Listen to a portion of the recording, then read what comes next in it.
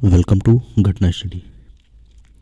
दोस्तों, decode exam की तरफ से ये समीक्षा अधिकारी आरओ एग्ज़ाम के लिए प्रैक्टिस सेट निकाला गया है। इसमें 10 प्रैक्टिस सेट हैं और सामान्य अध्ययन के प्रैक्टिस सेट हम इस बुक से कवर कर रहे हैं, जो कि पहले 2 प्रैक्टिस सेट हम लोग कवर कर चुके हैं और आज प्रैक्टिस सेट नंबर 3 करने वाले हैं। तो चलिए शुरू करते हैं। प्रैक्टिस सेट नंबर 3, सामान्य अध्ययन से संबंधित पहला प्रश्न है, लॉर्ड डलहौजी की हड़प नीति के तहत वर्ष 1850 में विलय किया जाने वाला बघाट राज्य वर्तमान के किस राज्य में स्थित है? तो लॉर्ड डलहौजी की हड़प नीति के तहत वर्ष 1850 में विलय किया जाने वाला बघाट राज्य वर्तमान के हिमाचल प्रदेश राज्य में स्थित है। ऑप्शन सी राइट आंसर है, हिमाचल प्रदेश। अगला प्रश्न है, निम्नलिखित में से कौन सा युग्म सही सुमेलित नहीं है? तो एक तरफ ऐतिहासिक पुस्तकें दी हुई हैं और दूसरी तरफ उनसे संबंधित लेखक दिए हुए हैं। तो ए पैसेज टू इंडिया, इसके लेखक E.M.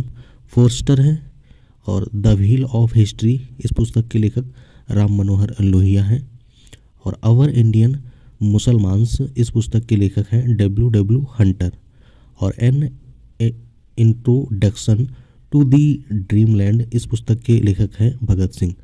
तो राइट ऑप्शन है सी। इस पुस्तक का सुमेलन सही नहीं है क्योंकि अवर इंडियन मुसलमान पुस्तक के लेखक हैं W. हंटर। अगला प्रश्न है, इंटरनेट ऑफ थिंग्स के संबंध में कौन सा या कौन से कथन सही हैं? पहला कथन है, इस शब्द का प्रयोग सर्वप्रथम केविन एस्टन ने किया था और दूसरा कथन है, इंटरनेट ऑफ थिंग्स उपकरणों में वायरलेस संचार के लिए आमतौर पर ब्लूटूथ तकनीकी का उपयोग किया जाता है। पूछा गया है, नीचे दिए गए कोड से सही उत्तर का चयन कीजिए। तो इसमें राइट आंसर है डी, पहला व दूसरा दोनों कथन सही हैं। इस शब्द का प्रयोग सर्वप्रथम केविन एस्टन ने किया था और इंटरनेट ऑफ थिंग्स उपकरणों में वायरलेस संचार के लिए आमतौर पर ब्लूटूथ तकनीकी का उपयोग किया जाता है। अगला प्रश्न है, संगीत का रामपुर घराना व किराना घराना क्यों प्रसिद्ध है? तो संगीत का रामपुर घराना व किराना घराना ख्याल गायकी के लिए प्रसिद्ध है। ऑप्शन ए राइट आंसर है, ख्याल गायकी।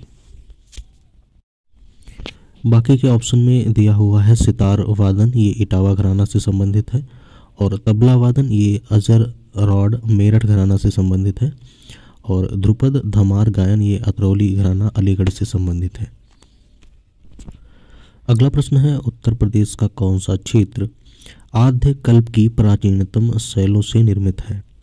तो उत्तर प्रदेश का बुंदेलखंड क्षेत्र आद्य कल्प की प्राचीनतम शैलों से निर्मित है। ऑप्शन ए राइट आंसर है, बुंदेलखंड। अगला प्रश्न है, नीचे 2 कथन दिए गए हैं जिनमें एक को अभिकथन ए तथा दूसरे को कारण आर से चिन्हित किया गया है। अभिकथन ए है, जिन देशों में कर GDP अनुपात उच्च होता है वे अपने बुनियादी ढांचे, स्वास्थ्य और शिक्षा में सुधार पर अधिक खर्च कर पाने में सक्षम होते हैं। दूसरा कारण आर है, आमतौर पर विकसित देशों में विकासशील देशों की तुलना में कर GDP अनुपात उच्च होता है। अब पूछा गया है, नीचे दिए गए कोट में से सही उत्तर का चयन कीजिए। तो राइट आंसर है, दोनों ए तथा आर सत्य हैं और आर ए की सही व्याख्या नहीं करता है। ऑप्शन बी राइट आंसर है। अगला प्रश्न है, उत्तर प्रदेश में हड़प्पा सभ्यता के केंद्र रहे हुलास, अम्बेखेरी, बडगांव व नसीरपुर स्थल किस जनपद में स्थित है? तो उत्तर प्रदेश में हड़प्पा सभ्यता के केंद्र रहे हुलास, अम्बेखेरी, बडगांव व नसीरपुर स्थल सहारनपुर जिले में स्थित है। ऑप्शन सी राइट आंसर है, सहारनपुर। अगला प्रश्न है, सूची फर्स्ट को सूची सेकंड से सुमेलित कीजिए तथा नीचे दिए गए कोट से सही उत्तर का चयन कीजिए। सूची फर्स्ट में बायोस्फीयर रिजर्व हैं और सूची सेकंड में उनसे संबंधित राज्य हैं। तो नोकरेक बायोस्फीयर रिजर्व है मेघालय में और डिब्रू साइखोवा ये बायोस्फीयर रिजर्व है असम में और शेषाचलम पहाड़ियाँ ये संबंधित है आंध्र प्रदेश राज्य से और सिमलीपाल ये संबंधित है उड़ीसा से।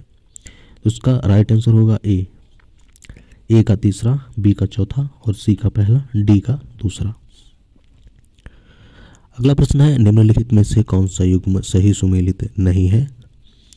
तो विश्व मलेरिया दिवस ये 25 अप्रैल को मनाया जाता है, सही है।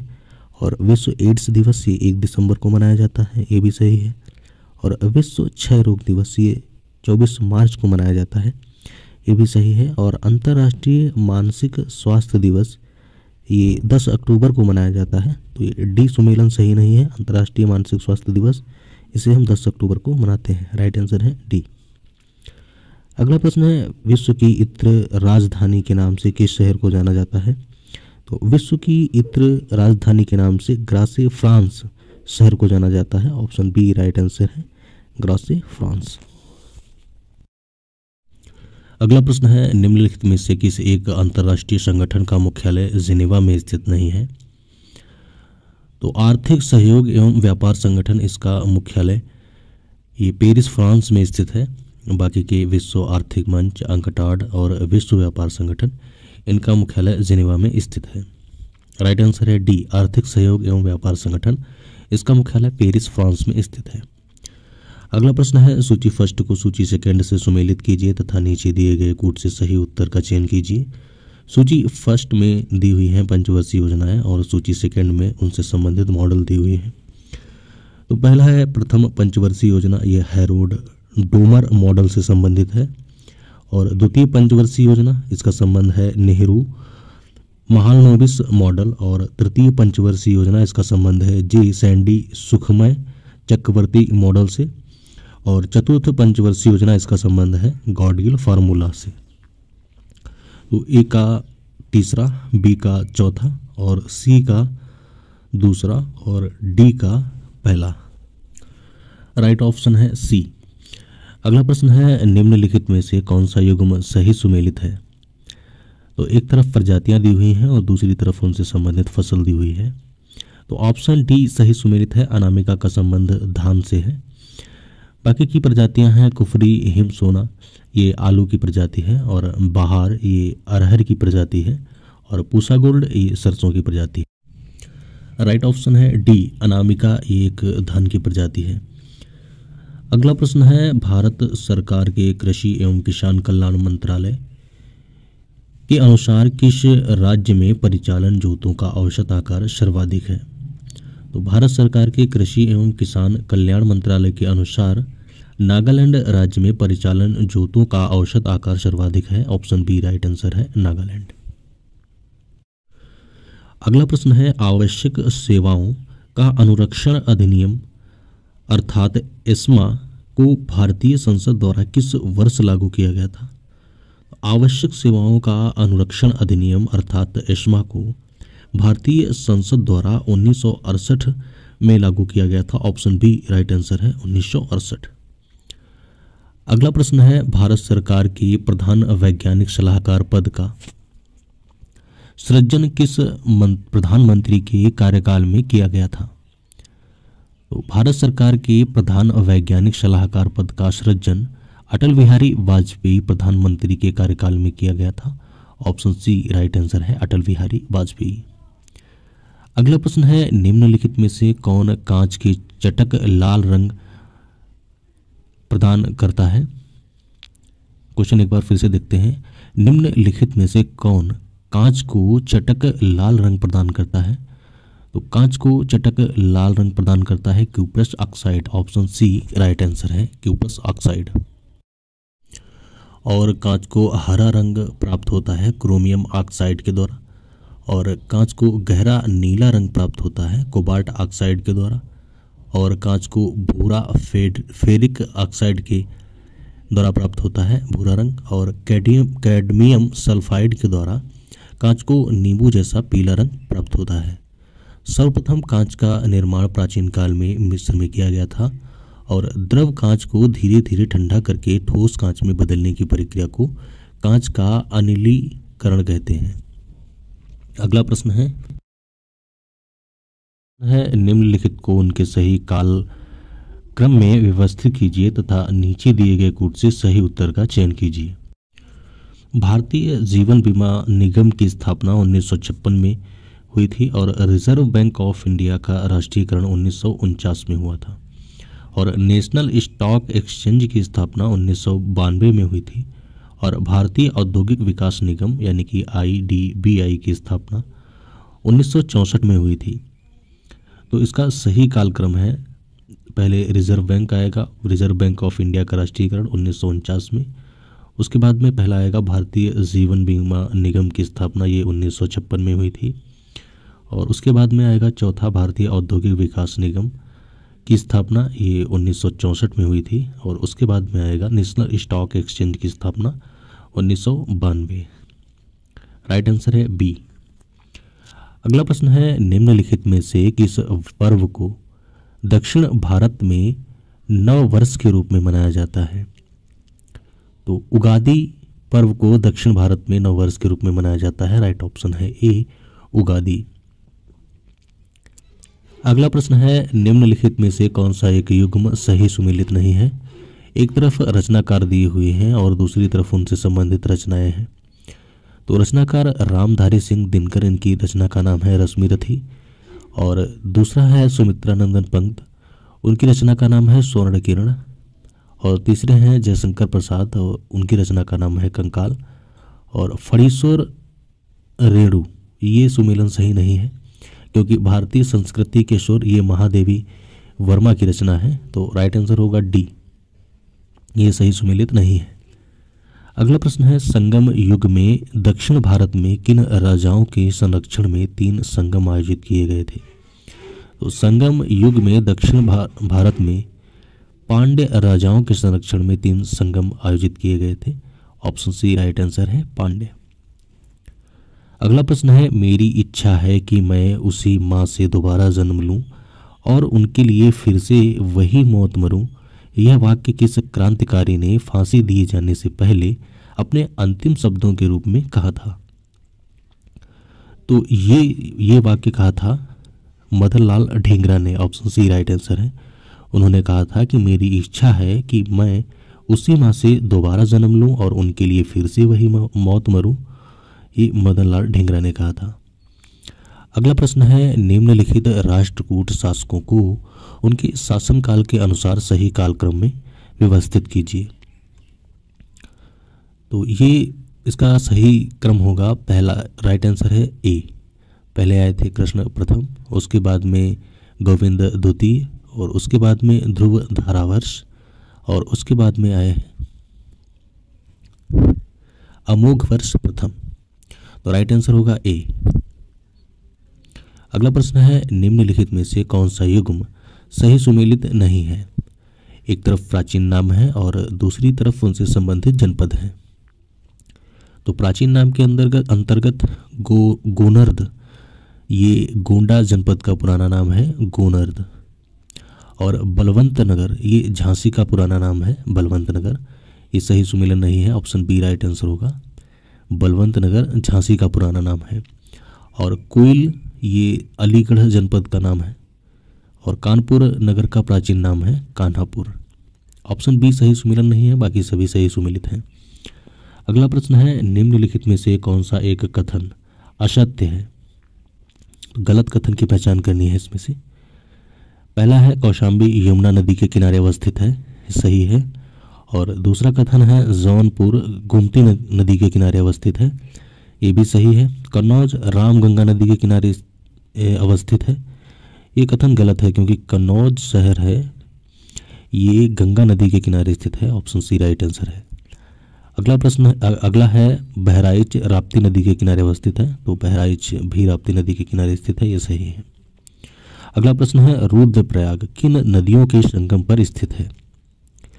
तो रुद्रप्रयाग स्थित है अलकनंदा व मंदाकिनी नदियों के संगम पर। राइट आंसर है ए। और देवप्रयाग स्थित है भागीरथी व अलकनंदा नदियों के संगम पे। और कर्णप्रयाग स्थित है अलकनंदा व पिंडार गंगा नदी के संगम पे। और विष्णु गंगा ये संबंधित है अलकनंदा व धौली गंगा से। और राइट ऑप्शन है ए, अलकनंदा व मंदाकिनी, ये रुद्रप्रयाग संबंधित है अलकनंदा व मंदाकिनी नदियों के संगम पर। अगला प्रश्न है कोला प्रायद्वीप किस महाद्वीप में स्थित है? तो कोला प्रायद्वीप ये यूरोप महाद्वीप में स्थित है। ऑप्शन बी राइट आंसर है, यूरोप। अगला प्रश्न है सूची फर्स्ट को सूची सेकंड से सुमेलित कीजिए तथा नीचे दिए गए कूट से सही उत्तर का चयन कीजिए। सूची फर्स्ट में दिया हुआ है अयस्क और सूची सेकंड में उससे संबंधित धातु दी हुई है। तो सिनेबार अयस्क का संबंध है पारा धातु से, और कैलेमाइन ये अयस्क है जिंक धातु का, और एजुराइट ये अयस्क है कॉपर का, और डोलोमाइट ये अयस्क है मैग्नीशियम का। तो राइट आंसर होगा यहाँ पे बी, ए का चौथा, बी का तीसरा, सी का दूसरा और डी का पहला। अगला प्रश्न है नीचे दो कथन दिए गए हैं जिनमें एक को अभिकथन ए तथा दूसरे को कारण आर से चिन्हित किया गया है। तो अभिकथन ए है मुरादाबाद पीतल उद्योग के लिए प्रसिद्ध है, और कारण आर है मुरादाबाद में तांबे और जस्ते के वृहद निक्षेप हैं। और नीचे दिए गए कूट में से सही उत्तर का चयन करना है। तो इसका ऑप्शन सी राइट आंसर है, ए सत्य है किंतु आर असत्य है, क्योंकि मुरादाबाद पीतल उद्योग के लिए प्रसिद्ध है, लेकिन मुरादाबाद में तांबे और जस्ते के वृहद निक्षेप नहीं पाए गए हैं। तो राइट आंसर है यहाँ पे सी, ए सत्य है किंतु आर असत्य है। अगला प्रश्न है निम्नलिखित में से किस संविधान संशोधन अधिनियम के जरिए सहकारी समितियों के गठन के अधिकार को मौलिक अधिकार का दर्जा दिया गया? तो ऑप्शन सी में है 97वां संविधान संशोधन अधिनियम। इस संशोधन अधिनियम के जरिए सरकारी समितियों के गठन अधिकार को मौलिक अधिकार का दर्जा दिया गया। ऑप्शन सी राइट आंसर है। अगला प्रश्न है भारतीय झंडे के संदर्भ में निम्नलिखित में से कौन सा कथन सही नहीं है? तो पहला कथन है भारतीय झंडे का डिजाइन वर्ष 1931 में पिंगली वेंकैया द्वारा तैयार किया गया था। ये कथन सही है। और ऑप्शन बी है भारतीय झंडे के वर्तमान स्वरूप को संविधान सभा द्वारा 24 जनवरी 1950 को अंगीकृत किया गया था। तो ये ऑप्शन सही नहीं है, क्योंकि भारतीय झंडे के वर्तमान स्वरूप को संविधान सभा द्वारा 22 जुलाई 1947 को अंगीकृत किया गया था। तो ऑप्शन सी राइट आंसर होगा, ये सही नहीं है। बाकी ऑप्शन सी है भारतीय झंडे की लंबाई व चौड़ाई का आकार क्रमशः 3:2 का होना चाहिए, ये सही है। और ऑप्शन डी है भारतीय झंडे के ध्वजारोहण संबंधी नियमों का उल्लेख भारतीय ध्वज संहिता 2002 में किया गया है। राइट आंसर है बी, जो कि सही नहीं है। अगला प्रश्न है निम्नलिखित में से कौन सा एक अम्लीयता के बढ़ते क्रम को सही प्रदर्शित करता है? तो अम्लीयता के बढ़ते क्रम को सही प्रदर्शित करता है ऑप्शन सी मानवलार और काली कॉफी, सिरका, नींबू का रस। ऑप्शन सी राइट आंसर है। अगला प्रश्न है दुनिया का एकमात्र देश कौन सा है जहां आधिकारिक रूप से 3 राजधानियां हैं? तो ऐसा एकमात्र देश है दक्षिण अफ्रीका, जहां आधिकारिक रूप से 3 राजधानियां हैं। ऑप्शन बी राइट आंसर है। अगला प्रश्न है सूची फर्स्ट को सूची सेकंड से सुमेलित कीजिए तथा नीचे दिए कूट से सही उत्तर का चयन कीजिए। तो सूची फर्स्ट में अधिनियम है और सूची सेकंड में उससे संबंधित वर्ष है। तो ऑप्शन ए में दिया हुआ है शाही पद अधिनियम, ये वर्ष 1876 से संबंधित है। और भारतीय सिविल सर्विसेज अधिनियम ये 1861 से संबंधित है। और शारदा अधिनियम इसका संबंध है 1929 से। और भारतीय विश्वविद्यालय अधिनियम इसका संबंध है 1904 से। तो राइट ऑप्शन होगा बी, ए का चौथा, बी का पहला और सी का दूसरा और डी का तीसरा। अगला प्रश्न है निम्नलिखित को उनकी स्थापना के सही कालानुक्रम में व्यवस्थित कीजिए। पहला है भारत में सर्वप्रथम फास्ट ट्रैक कोर्ट की स्थापना, दूसरा है भारत में पारिवारिक अदालतों की स्थापना और तीसरा है भारत में ग्राम न्यायालयों की स्थापना। नीचे दिए गए कूट से सही उत्तर का चयन कीजिए। तो इसका राइट आंसर है ए, पहला, दूसरा व तीसरा तीनों सही क्रम में व्यवस्थित है। तो पहले भारत में सर्वप्रथम फास्ट ट्रैक कोर्ट की स्थापना की गई, उसके बाद में भारत में पारिवारिक अदालतों की स्थापना और फिर उसके बाद में भारत में ग्राम न्यायालयों की स्थापना की गई।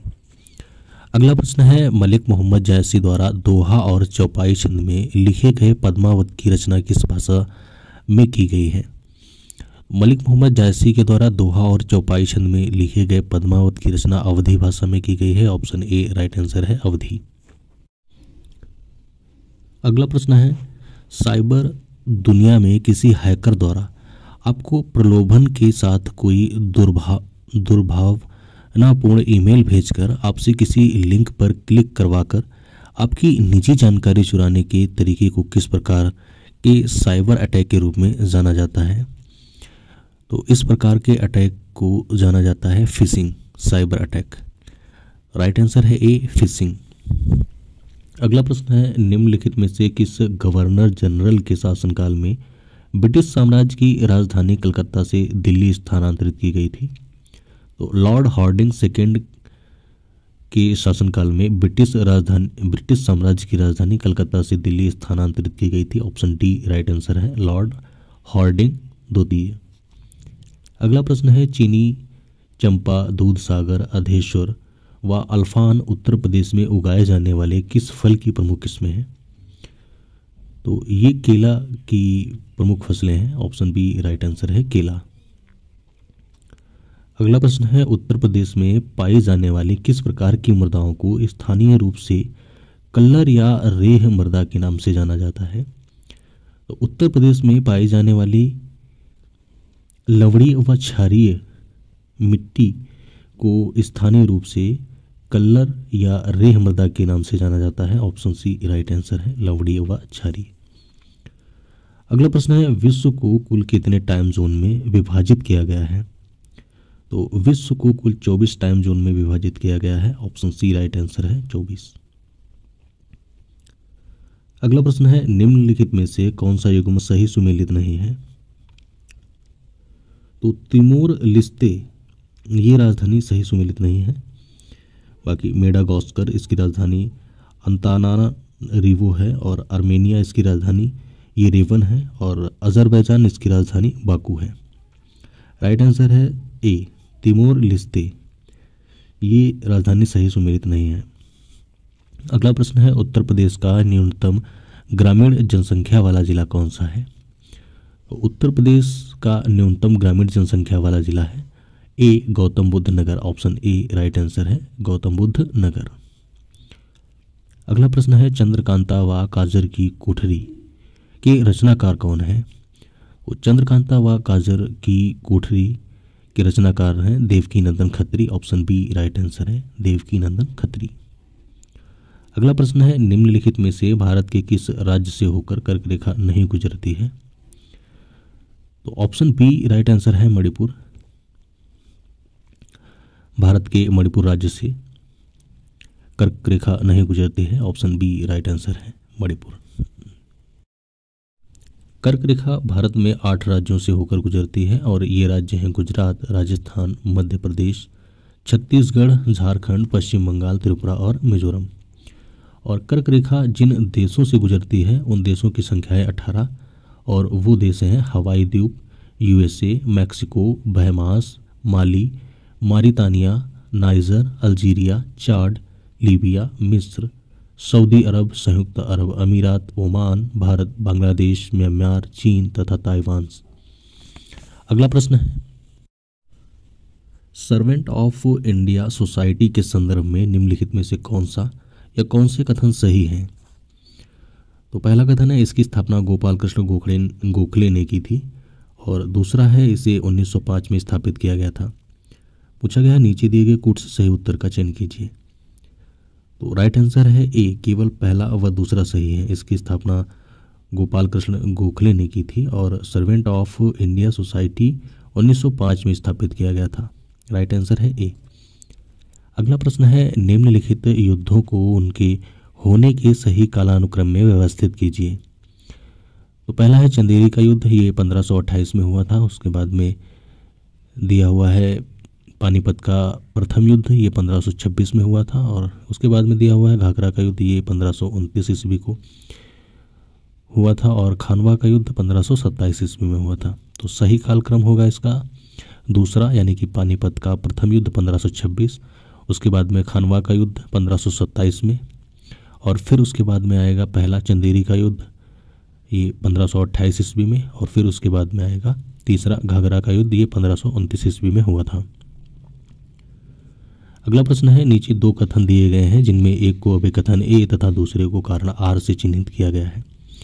अभिकथन ए है, मोहम्मद बिन तुगलक द्वारा लिया गया सबसे विवादास्पद फैसला दिल्ली से देवगिरी राजधानी का तथाकथित स्थानांतरण था, और कारण आर है, यह कदम सुल्तान द्वारा दिल्ली के लोगों को दंडित करने के लिए किया गया था जो उसके विरोधी बन गए थे।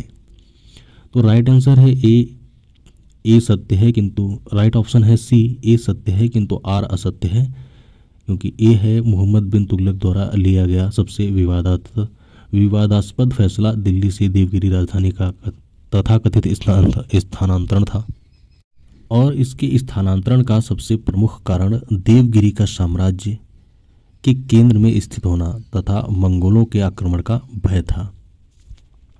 राइट आंसर है सी, ए सत्य है किंतु आर असत्य है। अगला प्रश्न है, सूची फर्स्ट को सूची सेकंड से सुमेलित कीजिए तथा नीचे दिए गए कूट से सही उत्तर का चयन कीजिए। सूची फर्स्ट में बौद्ध मठ दिए हुए हैं और सूची सेकंड में राज्य या केंद्र शासित प्रदेश उनसे संबंधित। तो तवांग मठ का संबंध है अरुणाचल प्रदेश से, और रूमटेक मठ का संबंध है सिक्किम से, और हेमिस मठ का संबंध है लद्दाख से, और चंद्रागिरी मठ का संबंध है उड़ीसा से। तो इसका राइट आंसर होगा डी, ए का चौथा, बी का तीसरा और सी का दूसरा, डी का पहला। राइट आंसर है डी। अगला प्रश्न है, निम्नलिखित में से कौन से पदार्थ अर्धचालक हैं? तो केवल पहला व तीसरा यानी कि गैलेनियम, आर्सेनाइड और सिलिकॉन, ये पदार्थ अर्धचालक हैं। तो ऑप्शन बी राइट आंसर है, केवल पहला व तीसरा। अगला प्रश्न है, अपतानी, निश व शेरदुकपेन जनजातियां किस राज्य में पाई जाती हैं? तो ये जनजातियां अरुणाचल प्रदेश में पाई जाती हैं। ऑप्शन ए राइट आंसर है, अरुणाचल प्रदेश। अगला प्रश्न है, दूरदर्शन का ध्येय वाक्य सत्यम शिवम सुंदरम किस उपनिषद से लिया गया है? तो दूरदर्शन का ध्येय वाक्य सत्यम शिवम सुंदरम कठोपनिषद से लिया गया है। ऑप्शन बी राइट आंसर है, कठोपनिषद। अगला प्रश्न है, निम्नलिखित में से कौन सा युग्म सही सुमेलित है? तो बावनी इमली शहीद स्थल, ये फतेहपुर सीकरी से संबंधित है। राइट आंसर है सी, फतेहपुर सीकरी। बाकी के विकल्पों में दिया हुआ है ख्वाब महल, ये फतेहपुर सीकरी से संबंधित है, और हाजी वारिस अली शाह मज़ार, ये देवा शरीफ बाराबंकी से संबंधित है, और पंच पांडव मंदिर, ये नैमिषारण्य सीतापुर से संबंधित है। अगला प्रश्न है, निम्नलिखित कथनों पर विचार कीजिए। पहला कथन है, मतदाताओं की संख्या की दृष्टि से उत्तर प्रदेश का सबसे बड़ा संसदीय क्षेत्र गाजियाबाद है, और दूसरा कथन है, मतदाताओं की संख्या की दृष्टि से उत्तर प्रदेश का सबसे छोटा संसदीय क्षेत्र बागपत है। तो राइट आंसर है डी, ए व दोनों सही हैं, क्योंकि मतदाताओं की संख्या की दृष्टि से उत्तर प्रदेश का सबसे बड़ा संसदीय क्षेत्र गाजियाबाद है, और मतदाताओं की संख्या की दृष्टि से उत्तर प्रदेश का सबसे छोटा संसदीय क्षेत्र बागपत है। अगला प्रश्न है, निम्नलिखित वित्त आयोगों के अध्यक्षों को उनके कार्यकाल के सही कालानुक्रम में व्यवस्थित कीजिए। तो राइट आंसर है इसका सी, पहले केसी नियोगी जी आए थे, फिर उसके बाद में महावीर त्यागी, और फिर उसके बाद में ब्रह्मानंद रेड्डी, और फिर उसके बाद में C Rangarajan. Option C right answer है, तीसरा, पहला, दूसरा व चौथा। अगला प्रश्न है, निम्नलिखित हड़प्पाई स्थलों में से किस एक से विस्तृत क्रीड़ा क्षेत्र यानी कि स्टेडियम के साक्ष्य प्राप्त हुए हैं? तो राइट आंसर है यहाँ पे बी, धौलावीरा। तो धौलावीरा हड़प्पाई स्थल से एक स्टेडियम या क्रीड़ा क्षेत्र के साक्ष्य प्राप्त हुए हैं। ऑप्शन बी राइट आंसर है, धौलावीरा। अगला प्रश्न है, साहित्य के संरक्षक शाहजहां ने किसे पंडित राज की उपाधि से विभूषित किया था? तो साहित्य के संरक्षक शाहजहां ने जगन्नाथ को पंडित राज की उपाधि से विभूषित किया था। ऑप्शन सी राइट आंसर है, जगन्नाथ। अगला प्रश्न है निम्नलिखित में से कौन सा युग्म सही सुमेलित नहीं है। तो वुड्स डिस्पैच ये 1854 से संबंधित है और सैडलर आयोग ये 1917 में आया था और हार्टूंग समिति ये 1929 से संबंधित है और सार्जेंट योजना इसका संबंध 1942 से ना होकर 1944 से है। तो ये सही सुमेलन नहीं है, ऑप्शन डी राइट आंसर है। सार्जेंट योजना इसका सही सुमेलन होगा 1944।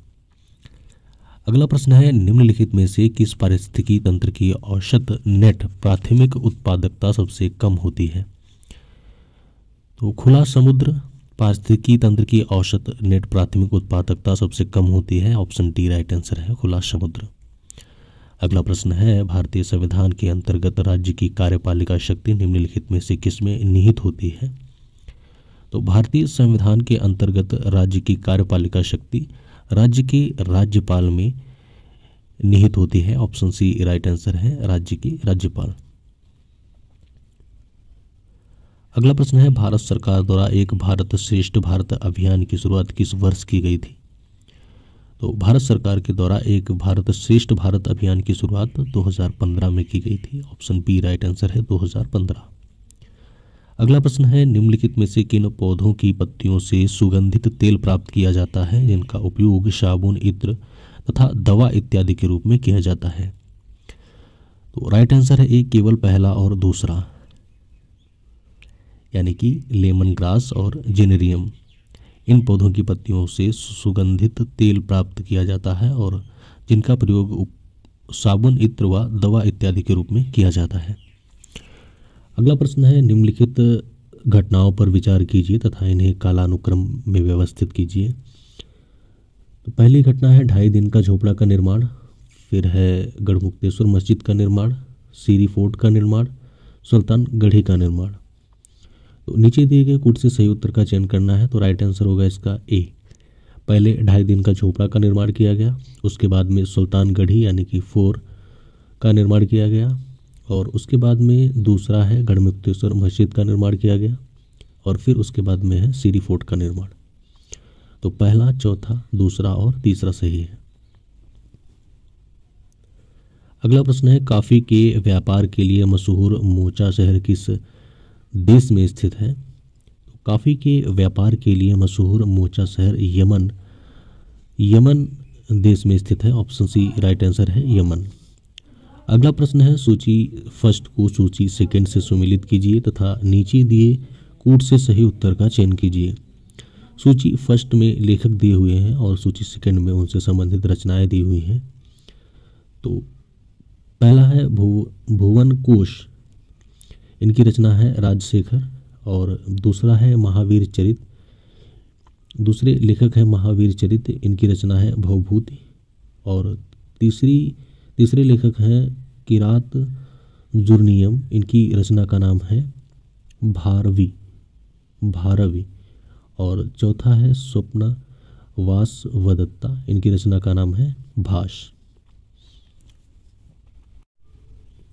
राइट आंसर है सी, ए का दूसरा, बी का पहला और सी का चौथा, डी का तीसरा।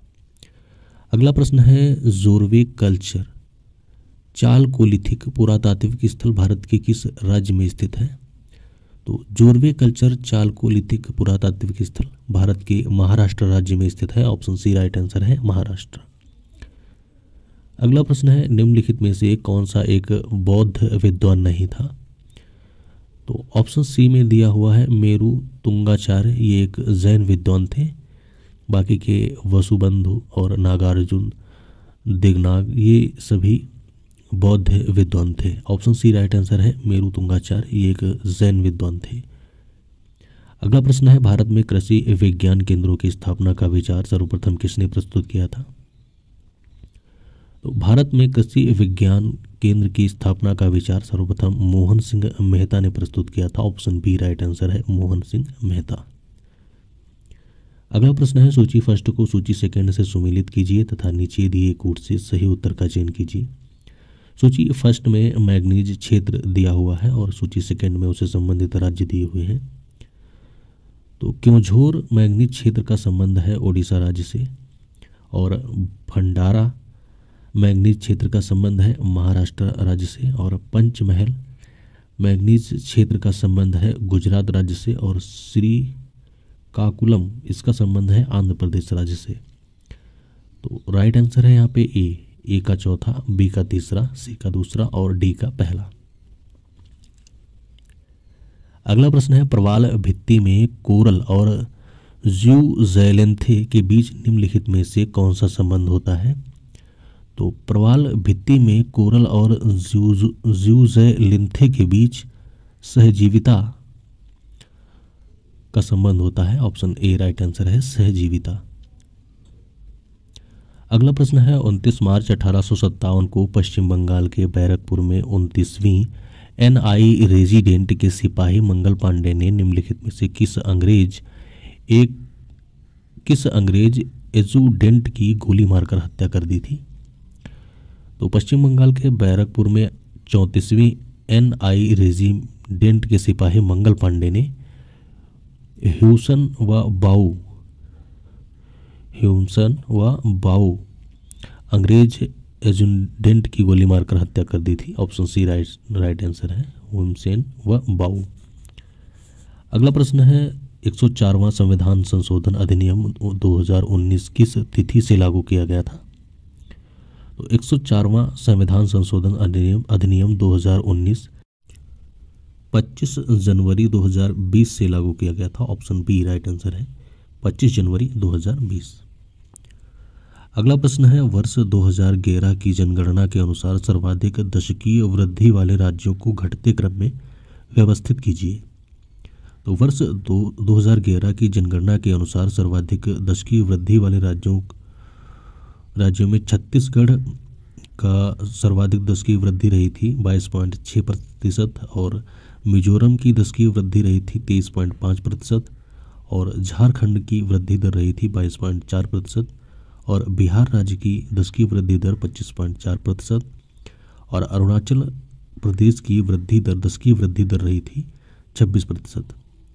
तो इसका राइट आंसर होगा बी पहले आएगा पांचवा, फिर आएगा चौथा, दूसरा, पहला और तीसरा, क्योंकि अरुणाचल प्रदेश की वृद्धि दर 26% है और उसके बाद में आएगा बिहार, इसकी दशकीय वृद्धि दर है 25.4% और फिर आएगा दूसरे नंबर पर मिजोरम, इसकी वृद्धि दर है 23.5% और फिर आएगा छत्तीसगढ़, इसकी दशकीय वृद्धि दर है 20.6% और फिर उसके बाद में है 22.6% है और फिर उसके बाद में है झारखंड, इसकी वृद्धि दर है 22.4%। तो राइट आंसर है बी पांचवा, चौथा, दूसरा, पहला और तीसरा।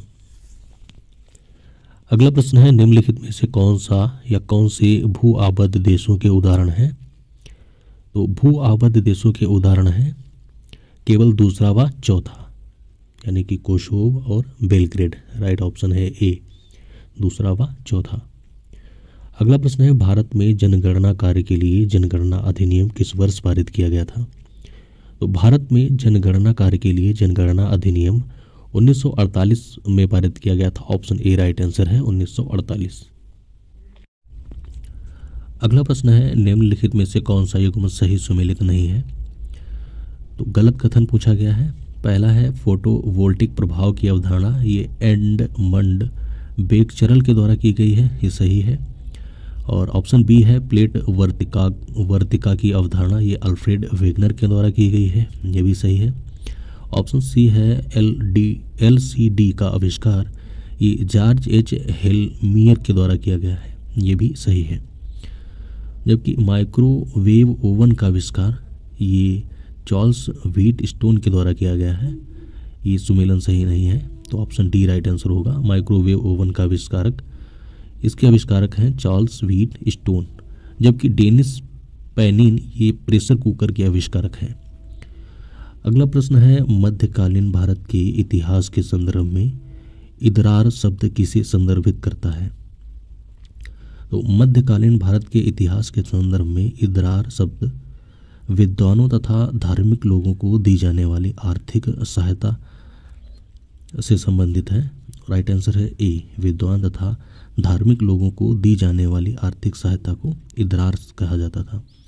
और वेतनभोगी अधिकारी को वजहदार कहा जाता था और अधिशेष भू राजस्व को फवाजिल कहा जाता था और धार्मिक अथवा सुपात्र व्यक्तियों को भूमि अथवा पेंशन का अनुदान मदद ए मास कहलाता था। अगला प्रश्न है, सूची फर्स्ट को सूची सेकंड से सुमेलित कीजिए तथा नीचे दिए कूट से सही उत्तर का चयन कीजिए।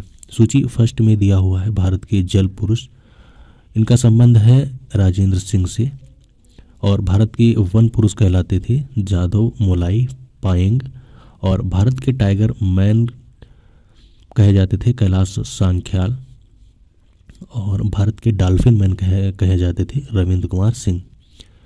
तो राइट आंसर होगा इसका ए का तीसरा और बी का पहला और सी का चौथा और डी का दूसरा। राइट आंसर है डी।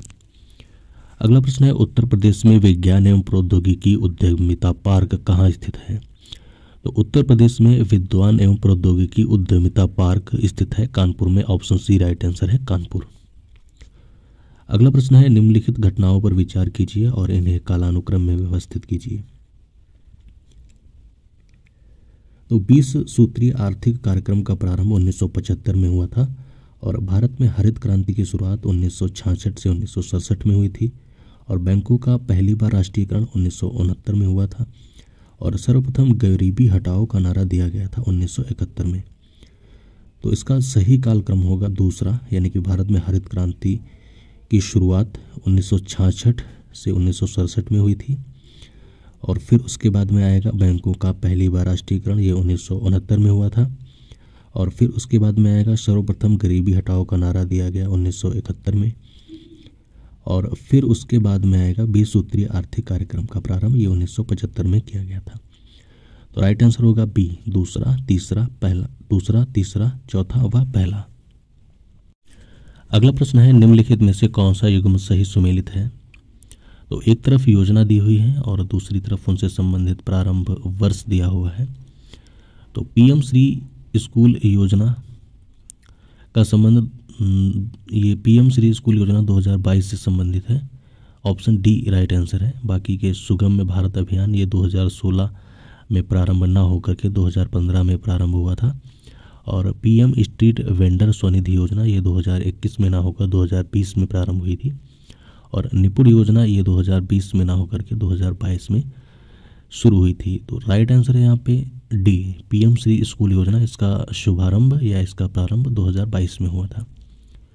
अगला प्रश्न है, भारत की निम्नलिखित जलप्रपातों के संदर्भ में सूची फर्स्ट को सूची सेकंड से सुमेलित कीजिए तथा नीचे दिए गए कूट से सही उत्तर का चयन कीजिए। सूची फर्स्ट में जलप्रपात दिए हुए हैं और सूची सेकंड में उनसे संबंधित राज्य दिए हुए हैं। तो जलप्रपात अथिरापिल्ली का संबंध केरल राज्य से है और थलैयार जलप्रपात का संबंध तमिलनाडु से है और कुचिकल जलप्रपात का संबंध कर्नाटक से है और वजराई जलप्रपात का संबंध महाराष्ट्र से है।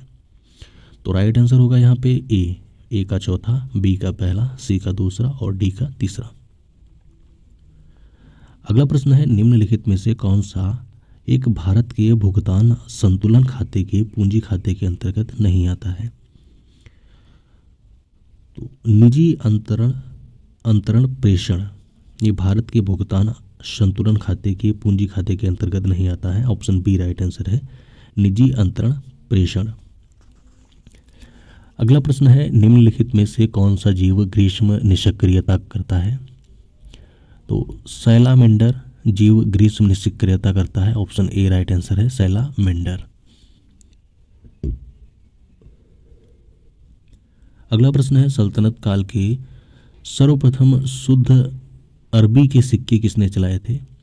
तो सल्तनत काल में सर्वप्रथम शुद्ध अरबी के सिक्के इल्तुतमिश के द्वारा चलाए गए थे। ऑप्शन सी राइट आंसर है, इल्तुतमिश। अगला प्रश्न है, सूची फर्स्ट को सूची सेकंड से सुमेलित कीजिए तथा नीचे दिए गए कूट से सही उत्तर का चयन कीजिए। तो सूची फर्स्ट में राज्य दिए हुए हैं और सूची सेकंड में उनसे संबंधित विधानसभा सीटें दी हुई हैं। तो कर्नाटक राज्य में 224 सीटें हैं विधानसभा की और बिहार राज्य में 243 सीटें हैं विधानसभा और और महाराष्ट्र में विधानसभा सीटों की संख्या है 288 और पश्चिम बंगाल में विधानसभा सीटों की संख्या है 294। तो राइट आंसर होगा यहाँ पे डी, ए का चौथा, बी का तीसरा, सी का दूसरा और डी का पहला। अगला प्रश्न है भारतीय अंतरिक्ष संघ की स्थापना किस वर्ष की गई थी? तो भारतीय अंतरिक्ष संघ की स्थापना वर्ष 2021 में की गई थी। ऑप्शन डी राइट आंसर है, वर्ष 2021। अगला प्रश्न है उत्तर प्रदेश के संदर्भ में निम्नलिखित में से शायरा किसे संदर्भित करता है? तो उत्तर प्रदेश के संदर्भ में निम्नलिखित में से शायरा प्रमुख लोक नृत्य को संदर्भित करता है। ऑप्शन ए राइट आंसर है, शायरा एक प्रमुख लोक नृत्य है। अगला प्रश्न है जब एक श्वेत प्रकाश किरण एक प्रिज्म पर पड़ती है तो यह किरण प्रिज्म की पहली सतह से किरण में होता है। प्रश्न को एक बार फिर से देखते हैं। जब एक श्वेत प्रकाश किरण एक प्रिज्म पर पड़ती है तो यह किरण प्रिज्म की पहली सतह से किरण में होता है। तो इसका राइट आंसर है विचलन और विक्षेपण दोनों। ऑप्शन डी राइट आंसर है, विचलन और विक्षेपण दोनों। अगला प्रश्न है हड़प्पा सभ्यता का प्रसिद्ध स्थल हड़प्पा किस नदी के किनारे स्थित है? तो हड़प्पा सभ्यता का प्रसिद्ध स्थल हड़प्पा ये रावी नदी के किनारे स्थित है। ऑप्शन डी राइट आंसर है, रावी। और सरस्वती नदी के किनारे स्थित है बनावली और सिंधु नदी के किनारे स्थित है मोहनजोदड़ो। तो यहाँ पे राइट आंसर है डी रावी नदी। अगला प्रश्न है निम्नलिखित में से कौन सा अंडमान और निकोबार द्वीप समूह का एक द्वीप नहीं है? तो ऑप्शन डी में दिया हुआ है अमीनी द्वीप, अमीनी दीवी द्वीप ये लक्षद्वीप से संबंधित है। बाकी के रूटलैंड द्वीप और नारकोंडम द्वीप और बोम्पो का द्वीप ये सभी अंडमान निकोबार द्वीप से संबंधित हैं।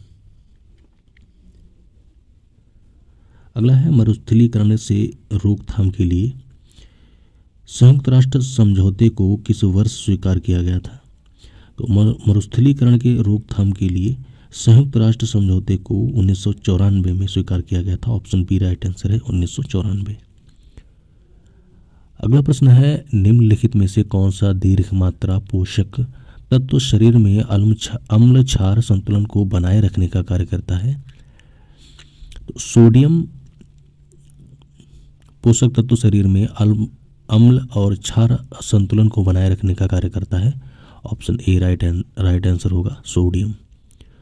अगला प्रश्न है निम्नलिखित कथनों पर विचार कीजिए तथा नीचे दिए गए कूट से सही उत्तर का चयन कीजिए। तो पहला कथन है दलहन के महत्व को चिन्हित करने और आम लोगों में उसके प्रति जागरूकता बढ़ाने के लिए प्रतिवर्ष 10 फरवरी को विश्व दलहन दिवस के रूप में मनाया जाता है।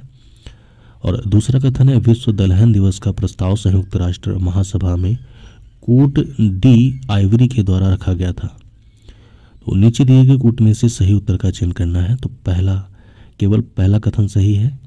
दलहन के महत्व को चिन्हित करने और आम लोगों में उसके प्रति जागरूकता बढ़ाने के लिए प्रतिवर्ष 10 फरवरी को विश्व दलहन दिवस के रूप में मनाया जाता है। और कथन 2 है विश्व दलहन दिवस का प्रस्ताव संयुक्त राष्ट्र महासभा में अफ्रीकी देश बुर्किना फासो के द्वारा रखा गया था। तो राइट आंसर होगा यहाँ पे केवल बी, यानी कि केवल पहला कथन सही है। अगला प्रश्न है किस प्रकार का टीका डिप्थीरिया से बचाता है? तो टाकस्वाइड प्रकार का टीका डिप्थीरिया से बचाता है। ऑप्शन ए राइट आंसर है टाकस्वाइड। अगला प्रश्न है सूची फर्स्ट को सूची सेकंड से सुमेलित कीजिए तथा नीचे दिए गए कूट से सही उत्तर का चयन कीजिए। तो सूची फर्स्ट में अपर्दनात्मक स्थल रूप दिया हुआ है और सूची सेकंड में उसे संबंधित कारक दिए हुए हैं। तो युवाल अपर्दनात्मक स्थल का रूप है भूमिगत जल और स्टैक का संबंध है सागरीय जल से और नुनाटक का संबंध है हिमनद से और इंसेलबर्ग का संबंध है पवन से। तो यहाँ पे राइट आंसर होगा बी, ए का दूसरा, बी का पहला, सी का चौथा और डी का तीसरा। अगला प्रश्न है लखनऊ स्थित बड़ा इमामबाड़ा का निर्माण किसके द्वारा करवाया गया था? लखनऊ में स्थित बड़ा इमामबाड़ा का निर्माण नवाब आसिफुद्दौला के द्वारा करवाया गया था। ऑप्शन सी राइट आंसर है आसिफुद्दौला। अगला प्रश्न है, नीचे दो कथन दिए गए हैं जिनमें एक को अभिकथन ए तथा दूसरे को कारण आर से चिन्हित किया गया है। तो अभिकथन ए है दूध एक विजातीय विलयन का उदाहरण है, और कारण आर है इसमें वसा, प्रोटीन, लैक्टोज, खनिज पदार्थ तथा अन्य अवयव एक साथ पाए जाते हैं। तो नीचे दिए गए कोट में से सही उत्तर का चयन करना है।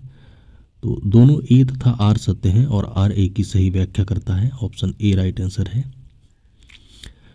ये इसमें वसा दूध एक विजातीय विलयन का उदाहरण है और इसमें वसा, प्रोटीन, लैक्टोज, खनिज पदार्थ तथा अन्य अवयव एक साथ पाए जाते हैं। अगला प्रश्न है, किस चोल शासक के शासनकाल में प्रथम व्यापारिक प्रतिनिधि मंडल चीन भेजा गया था? तो राइट आंसर है ए राजेंद्र प्रथम। राजेंद्र प्रथम एक चोल शासक थे, इनके शासनकाल में प्रथम व्यापारिक प्रतिनिधि मंडल चीन भेजा गया था। अगला प्रश्न है, भारत के राष्ट्रीय वृक्ष बरगद यानी कि फाइकस बेंगालेंसिस में उसकी वायवीय शाखाओं के ऊर्ध्वाधर नीचे की ओर लटकती स्तंभ जैसी संरचनाओं को क्या कहते हैं? तो इन लटकती हुई स्तंभ जैसी संरचनाओं को अवस्तंभ मूल कहते हैं। ऑप्शन डी राइट आंसर है, अवस्तंभ मूल। अगला प्रश्न है, भारत के आर्थिक सर्वेक्षण का प्रकाशन किसके द्वारा किया जाता है? तो भारत के आर्थिक सर्वेक्षण का प्रकाशन ऑप्शन ए वित्त मंत्रालय के द्वारा किया जाता है। राइट आंसर है ए वित्त मंत्रालय। अब क्वेश्चन नंबर 102 से 115 तक की रीजनिंग के क्वेश्चन हैं। कुछ क्वेश्चन हैं, इनको छोड़ करके हम फिर से क्वेश्चन नंबर 116 से शुरुआत करेंगे, जो कि सामान्य जानकारी के अंतर्गत आने वाले करंट अफेयर से संबंधित है। तो क्वेश्चन नंबर 16 से शुरुआत करते हैं। क्वेश्चन नंबर 16 है, यूके के ग्रीन ऑर्गेनाइजेशन ने किस मेट्रो को ग्रीन वर्ल्ड अवार्ड 2023 प्रदान किया है? तो यूके के ग्रीन ऑर्गेनाइजेशन ने चेन्नई मेट्रो को ग्रीन वर्ल्ड अवार्ड 2023 प्रदान किया है। ऑप्शन ए राइट आंसर है, चेन्नई मेट्रो। अगला प्रश्न है, भारत और किस देश के बीच अभ्यास अजेय वॉरियर 2023 का आयोजन किया गया? तो भारत और यूनाइटेड किंगडम के बीच अभ्यास अजेय वॉरियर 2023 का आयोजन किया गया है। ऑप्शन बी राइट आंसर है, यूनाइटेड किंगडम। अगला प्रश्न है, उत्तर प्रदेश के किस जिले में पहले फार्मा पार्क की स्थापना की जाएगी? तो उत्तर प्रदेश के ललितपुर जिले में पहले फार्मा पार्क की स्थापना की जाएगी। ऑप्शन डी राइट आंसर है, ललितपुर। अगला प्रश्न है, हाल ही में जारी रिपोर्ट के अनुसार 2023 विश्व प्रेस स्वतंत्रता सूचकांक में भारत कौन से स्थान पर रहा है? तो हाल ही में जारी रिपोर्ट के अनुसार वर्ष 2023 में विश्व प्रेस स्वतंत्रता सूचकांक में भारत को 161वां स्थान मिला है। ऑप्शन डी राइट आंसर है, 161वां। अगला प्रश्न है, हाल ही में चर्चा में रहा कालेश्वर नेशनल पार्क किस राज्य में स्थित है? तो हाल ही में चर्चा में रहा कालेश्वर नेशनल पार्क हरियाणा राज्य में स्थित है। ऑप्शन डी राइट आंसर है, हरियाणा। अगला प्रश्न है, हाल ही में चर्चा में रहा अमोघा तृतीय यानी कि अमोघा थर्ड क्या है? तो चर्चा में रहा अमोघा थर्ड यह एक मिसाइल है। ऑप्शन सी राइट आंसर है, मिसाइल। अगला प्रश्न है, निम्नलिखित में से किस राज्य में गिद्धों के लिए विश्व का पहला संरक्षण और प्रजनन केंद्र स्थापित किया गया है? तो गिद्धों के लिए विश्व का पहला संरक्षण और प्रजनन केंद्र स्थापित किया गया है। ऑप्शन सी उत्तर प्रदेश में। अगला प्रश्न है, भारतीय नौसेना और किस देश की नौसेनाओं के बीच द्विपक्षीय समुद्री अभ्यास कोंकण 2023 आयोजित किया गया? तो भारतीय नौसेना और ब्रिटेन की नौसेना के बीच द्विपक्षीय समुद्री अभ्यास कोंकण 2023 का आयोजन किया गया है। ऑप्शन बी राइट आंसर है, ब्रिटेन। अगला प्रश्न है, एबेल पुरस्कार किस क्षेत्र में दिया जाता है? तो एबेल पुरस्कार गणित के क्षेत्र में दिया जाता है। ऑप्शन बी राइट आंसर है, गणित। अगला प्रश्न है, संयुक्त राष्ट्र महासभा ने किस तारीख को विश्व सतत परिवहन दिवस के रूप में घोषित किया है? तो संयुक्त राष्ट्र महासभा के द्वारा 26 नवंबर को विश्व सतत विकास या सतत परिवहन दिवस के रूप में घोषित किया है। ऑप्शन डी राइट आंसर है, 26 नवंबर। अगला प्रश्न है, हाल ही में भारत और किस देश के बीच ग्रीन हाइड्रोजन के क्षेत्र में समझौता हस्ताक्षर हुआ है?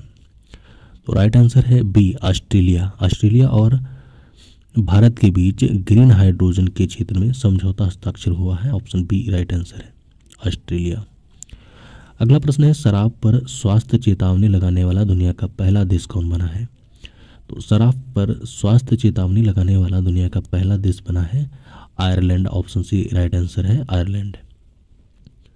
अगला प्रश्न है, नीति आयोग के वार्षिक स्वास्थ्य सूचकांक में बड़े राज्यों में कौन सा राज्य शीर्ष स्थान पर है? नीति आयोग के वार्षिक स्वास्थ्य सूचकांक में बड़े राज्यों में कर्नाटक शीर्ष स्थान पर है। ऑप्शन बी राइट आंसर है, कर्नाटक। अगला प्रश्न है, मॉन्ट्रियल 2023 के साउथ एशियन फिल्म फेस्टिवल में किसे बेस्ट लॉन्ग डॉक्यूमेंट्री अवार्ड्स दिया गया है? तो मॉन्ट्रियल 2023 के साउथ एशियन फिल्म फेस्टिवल में गौरी फिल्म को बेस्ट लॉन्ग डॉक्यूमेंट्री अवार्ड दिया गया है। ऑप्शन डी राइट आंसर है, गौरी। अगला प्रश्न है, हाल ही में 57वें ज्ञानपीठ पुरस्कार से सम्मानित किया गया है। तो हाल ही में 57वें ज्ञानपीठ पुरस्कार से सम्मानित किया गया है दामोदर मौजो को। ऑप्शन ए राइट आंसर है, दामोदर मौजो। अगला प्रश्न है, हाल ही में चर्चा में रहा बोरा चापोरी वन्यजीव अभयारण्य किस राज्य में स्थित है? तो चर्चा में रहा बोरा चापोरी वन्यजीव अभयारण्य असम राज्य में स्थित है। ऑप्शन बी राइट आंसर है, असम। अगला प्रश्न है, बांग्लादेश और किस देश के बीच टाइगर शार्क 40 अभ्यास आयोजित किया गया? तो बांग्लादेश और अमेरिका के बीच टाइगर शार्क 40 अभ्यास आयोजित किया गया है। ऑप्शन बी राइट आंसर है, अमेरिका। अगला प्रश्न है, किस राज्य सरकार ने लाडली बहना योजना शुरू की है? तो लाडली बहना योजना शुरू की है मध्य प्रदेश सरकार ने। ऑप्शन बी राइट आंसर है, मध्य प्रदेश। अगला प्रश्न है, हाल ही में जारी लैंगिक अंतराल रिपोर्ट 2023 में भारत कौन से स्थान पर रहा है? तो जारी लैंगिक अंतराल रिपोर्ट 2023 में भारत का स्थान है 127वां। राइट ऑप्शन है सी, 127। हाल ही में किस देश ने रूबेला के सफल उन्मूलन की घोषणा की है? तो ऑप्शन बी राइट आंसर है, भूटान। भूटान देश ने रूबेला के सफल उन्मूलन की घोषणा की है। बी ऑप्शन सही है, भूटान। अगला प्रश्न है, चंद्रमा के दक्षिणी ध्रुव पर लैंडर उतारने वाला विश्व का पहला देश कौन बन गया है? चंद्रमा के दक्षिणी ध्रुव पर लैंडर उतारने वाला विश्व का पहला देश बना है Bharat. Option C right answer है, भारत। अगला प्रश्न है, भारत और किस देश के बीच ऊर्जा, डिजिटल सुविधा और निवेश सहित कुल 8 समझौते हुए हैं? भारत और सऊदी अरब के बीच ऊर्जा, डिजिटल सुविधा और निवेश सहित कुल 8 समझौते हुए हैं। ऑप्शन सी राइट आंसर है, सऊदी अरब। अगला प्रश्न है, भारत ने किस देश को हराकर सैफ अंडर 16 चैंपियनशिप 2023 का खिताब जीता है? तो भारत ने बांग्लादेश को हराकर सैफ अंडर 16 चैंपियनशिप 2023 का खिताब जीता है। ऑप्शन ए राइट आंसर है, बांग्लादेश। अगला प्रश्न है, हाल ही में देश के पहले कार्टोग्राफी संग्रहालय का उद्घाटन किस शहर में किया गया है? तो हाल ही में देश के पहले कार्टोग्राफी संग्रहालय का उद्घाटन मसूरी में किया गया है। ऑप्शन बी राइट आंसर है, मसूरी। अगला प्रश्न है और ये लास्ट आज का क्वेश्चन है, निम्न में से ग्लोबल इंडियन अवार्ड पाने वाली पहली महिला कौन बनी है? तो ग्लोबल इंडियन अवार्ड पाने वाली पहली महिला बनी है सुधा मूर्ति। ऑप्शन ए राइट आंसर है, सुधा मूर्ति। तो वीडियो आप लोगों को कैसा लगा हमें कमेंट में ज़रूर बताएं, और वीडियो अगर आप लोगों को पसंद आया हो तो वीडियो को एक लाइक ज़रूर करें और चैनल को सब्सक्राइब करें। और वीडियो में अगर आप लोगों को कोई सुझाव देना हो वीडियो से लेकर तो हमें ज़रूर कमेंट में बताएं। तो थैंक्स फॉर वॉचिंग।